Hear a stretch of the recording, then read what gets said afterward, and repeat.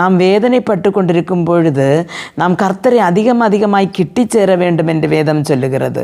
அப்பொழுது அந்த விதத்தில் அவர் நம்மை பீறினார், அவரே நம்மை குணமாக்குவார், அவர் நம்மை அடித்தார், அவரே நம்முடைய காயங்களை கட்டுவார் என்று சொல்லி, பிரியமான தேவனுடைய பிள்ளைகளை, நம்முடைய வாழ்க்கையில் வருகிற பிரச்சனைகளினால் ஆழமான முறிவுகள் நம்முடைய இருதயத்திலே நமக்கு வரலாம்.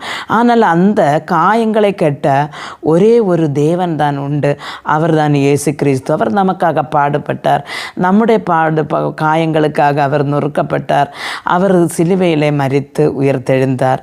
ஆனால் அவர் இன்றும் ஜீவித்து கொண்டிருக்கிறார். அதனால் நம்முடைய உடம்பிலோ மனதிலோ ஏற்படுகிற காயங்களுக்கு அவரே மருந்திடுவார் என்று சொல்லி தீர்க்கதரிசி சொல்லுகிறார். அதனால் தேவனுடைய பிள்ளைகளை, நாம் இருக்கிற வண்ணமாய் இருக்காமல் நாம் கர்த்தரிடத்துக்காக திரும்பும்படியாய் நாம் ஒரு மனம் திரும்புதலோடு நம்முடைய குறைகளை ஏற்றி சொல்லி தேவனிடத்திற்கு திரும்ப ஒவ்வொரு